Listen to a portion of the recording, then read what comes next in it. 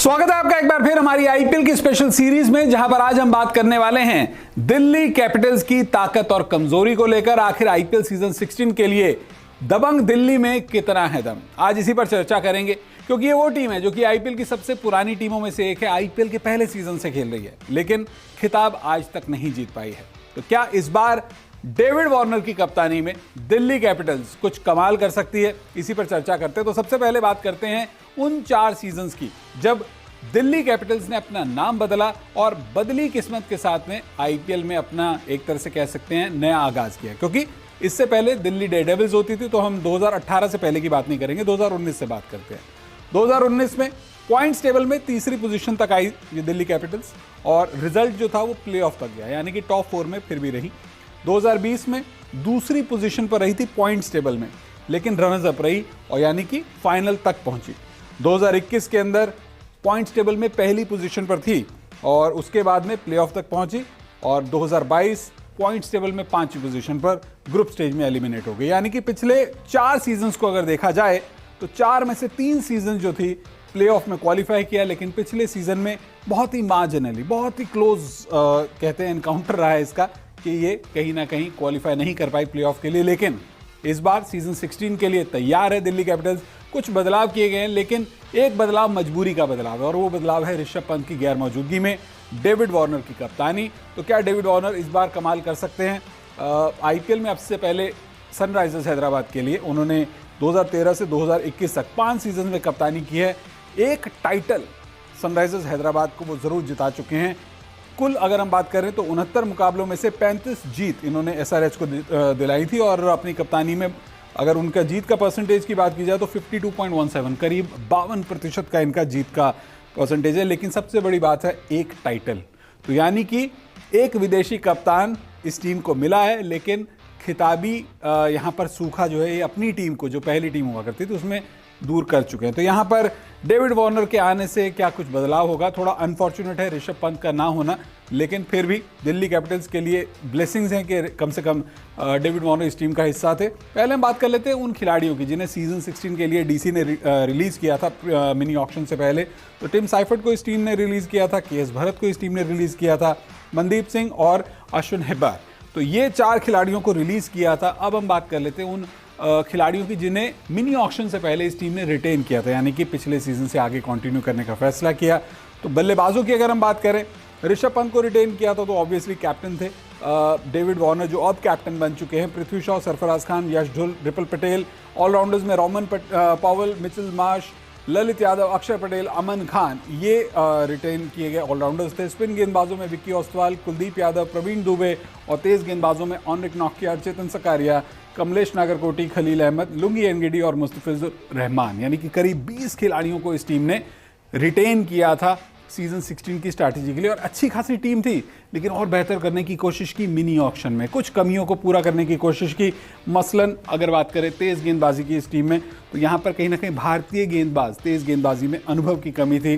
कुछ ऑलराउंडर्स को और बेहतर करने की सोची। बल्लेबाजों की या विकेट कीपर की अगर बात करें तो विकेट कीपर का बैकअप नहीं था, तो यहाँ पर कुछ और चेंजेस किए गए। तो किन खिलाड़ियों को इस टीम ने खरीदा मिनी ऑक्शन में? सबसे पहले तो मुकेश कुमार, बंगाल के तेज़ गेंदबाज, यहाँ पर इन्हें जो है 5.5 करोड़ की भारी भरकम कीमत देकर इस टीम में लाया गया। तो तेज़ गेंदबाजी को इन्होंने और ज़्यादा स्ट्रॉन्ग करने की कोशिश की भारतीय सीमर्स के साथ में।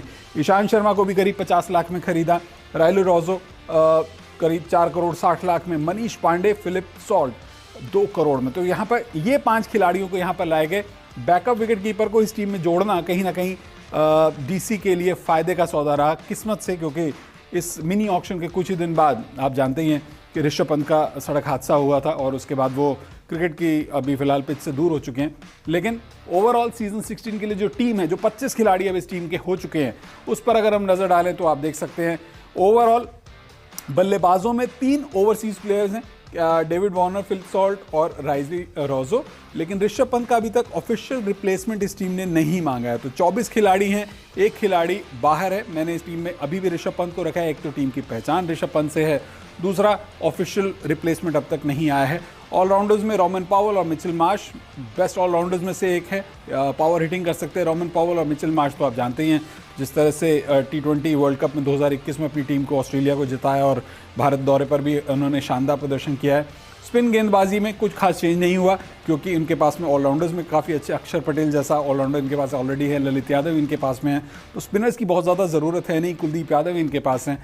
तेज़ गेंदबाजों की अगर बात करें तो ऑनरिक Nokia, Lungi Ngidi, Mustafizur Rahman, ये 3 ऐसे क्वालिटी तेज़ गेंदबाज हैं ओवरसीज़ प्लेयर्स कि इन 3 में से आपको अगर कोई भी तेज़ गेंदबाजों को आप टीम में ले लें, चाहे नोकिया हो, मुस्तफिजुर हो, या फिर नोकिया लुंगी एंगिडी हो, या कोई भी लुंगी एंगिडी मुस्तफिजुर रहमान, तेज़ गेंदबाजी बहुत अच्छी दिखने वाली। और अगर एक्सपीरियंस की बात करें तो ईशांत शर्मा, मुकेश कुमार, ये 2 नाम तो आ गए हैं। खलील अहमद को आप कैसे इग्नोर कर सकते हैं। तो ये तो आपके पास में कम से कम बेस्ट एक तरह से T20 की इस वक्त अगर हम बात करें तमाम टीमों में सबसे अच्छी तेज़ गेंदबाजी डिपार्टमेंट में से एक है। चेतन सकरिया, कमलेश नागरकोटी, मतलब सबसे बड़ा जो कन्फ्यूज़न होगा ना दिल्ली कैपिटल्स के लिए वो यही होगा कि प्रॉब्लम ऑफ प्लेंटी। इन्होंने दूसरी टीमों के लिए प्रॉब्लम ये कर दी कि सारे अच्छे तेज़ गेंदबाज इस टीम के पास हैं, तो आखिर किन खिलाड़ियों को अब दूसरी टीमें खिलाएंगे। बहरहाल अब बात कर लेते हैं ताकत और कमजोरी की, यानी कि इस टीम के पास में सीजन 16 के लिए ताकत और कमजोरी का। तो सबसे पहले बात कर लेते हैं ताकत की। वार्नर, पृथ्वी शॉ, मार्श से मजबूत टॉप ऑर्डर, यानी कि जो टॉप 3 बैटर्स हैं इस टीम के, ये इतने स्ट्रांग है कि अगर इन 3 में से कोई एक प्लेयर भी मैच के दिन चल जाता है तो आपको मैच जिता सकता है। और इतना अच्छा बैटिंग ऑर्डर जो है स्टार्ट में यहाँ पर कहीं ना कहीं डीसी के लिए बहुत अच्छा रहेगा। और इंडियन कंडीशंस में वैसे भी ये तीनों बल्लेबाज अच्छे रन बनाते हैं, और वार्नर तो जैसा अनुभवी कप्तान है, अगर इनकी परफॉर्मेंसेस को आप देखें तो बतौर कप्तान ये और अच्छे हो जाते हैं और ज़्यादा निखर कर आते हैं। तो डेविड वार्नर के लिए ये जिम्मेदारी एक एडवांटेज बनकर आएगी।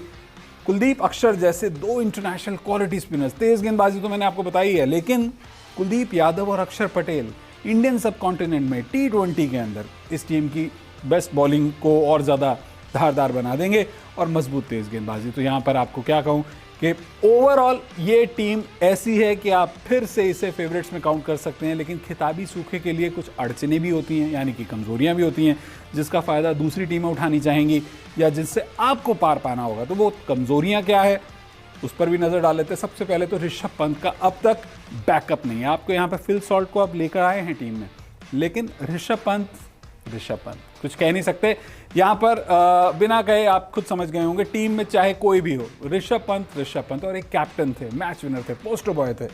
मिडिल ऑर्डर में कमज़ोर नाम, यानी कि मिडिल ऑर्डर में यहाँ पर कुछ ऐसे नाम हैं जो और बेहतर हो सकते थे, क्योंकि अगर आप देखें टॉप ऑर्डर में पृथ्वी शॉ है, डेविड वार्नर है, मिचेल मार्श है, तो मिडिल ऑर्डर के अंदर यहाँ पर कुछ ऐसे नाम हैं जिनको और बेहतर किया जा सकता था। मनीष पांडे को आप लेकर आए, लेकिन क्या मनीष पांडे वाकई में परफॉर्म कर पाएंगे?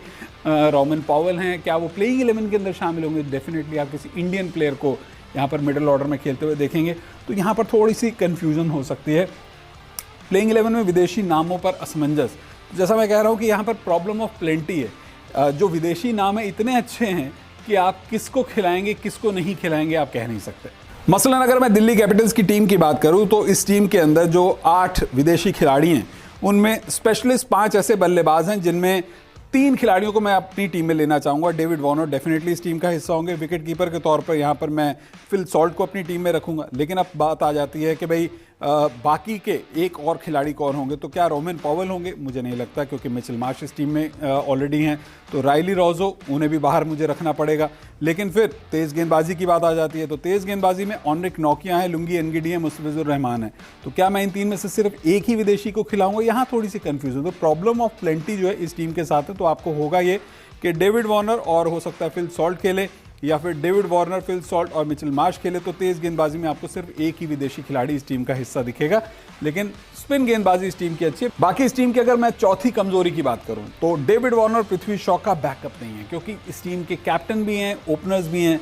तो अगर अनफिट हो जाते हैं, फॉर्म अच्छी नहीं आती, तो फिर इनकी रिप्लेसमेंट क्या है? ऋषभ पंत पहले ही टीम में नहीं है, तो यहाँ पर थोड़ा सा आपको सोचना होगा कैप्टन जब भी विदेशी टीम कोई विदेशी क्रिकेटर होता है तो प्रॉब्लम अक्सर होती है क्योंकि आप उसे रिप्लेस नहीं कर पाते हैं। ऑलरेडी 3 आपकी जो अतिरिक्त विदेशी खिलाड़ियों की नंबर्स होते हैं वही बच जाते हैं, तो ये एक प्रॉब्लम इस टीम के साथ में हो सकती है। लेकिन रिकी पॉन्टिंग है, वो कहीं ना कहीं मैनेज करेंगे। हमें लगता है कि संभावित 11 ये हो सकते हैं। चलिए एक बार नजर डालते हैं। David Warner, Prithvi Shaw, Mitchell Marsh, Phil Salt, Sarfaraz Khan, Manish Pandey, Axar Patel, Kuldeep Yadav, Anrich नोकिया, मुकेश कुमार, खलील अहमद। अब सरफराज को मैंने यहाँ टीम में मिडिल ऑर्डर में रखा है, मनीष पांडे को रखा है, लेकिन अगेन 2 इंडियन नाम हैं। परफॉर्मेंसेज डोमेस्टिक क्रिकेट में कितनी भी बड़ी हों, लेकिन आईपीएल में अब तक वैसी बड़ी परफॉर्मेंसेज नहीं देखने को मिली है पिछले कुछ सीजन में। देखते हैं कि इस बार सीजन 16 में क्या होता है। तो दबंग दिल्ली में कितना आया दम, आज हमने ये जानने की कोशिश की। और ऋषभ पंत की गैर मौजूदगी में एक बड़ा टास्क इस टीम के पास में ज़रूर है, और खुद डेविड वार्नर ने यह बात कही है कि वो चाहते हैं कि इस बार ऋषभ पंत के लिए आईपीएल ज़रूर जीतें। तो आपको क्या लगता है कि इस बार क्या दिल्ली की कैपिटल्स जो है, यानी कि दिल्ली कैपिटल्स टीम जो है, क्या आईपीएल का चैंपियन बन पाएगी? क्या खिताबी सूखा खत्म होगा? अपनी राय ज़रूर बताएं और साथ ही साथ अपना फीडबैक ज़रूर दीजिएगा। इस वीडियो को देखने के लिए बहुत बहुत शुक्रिया।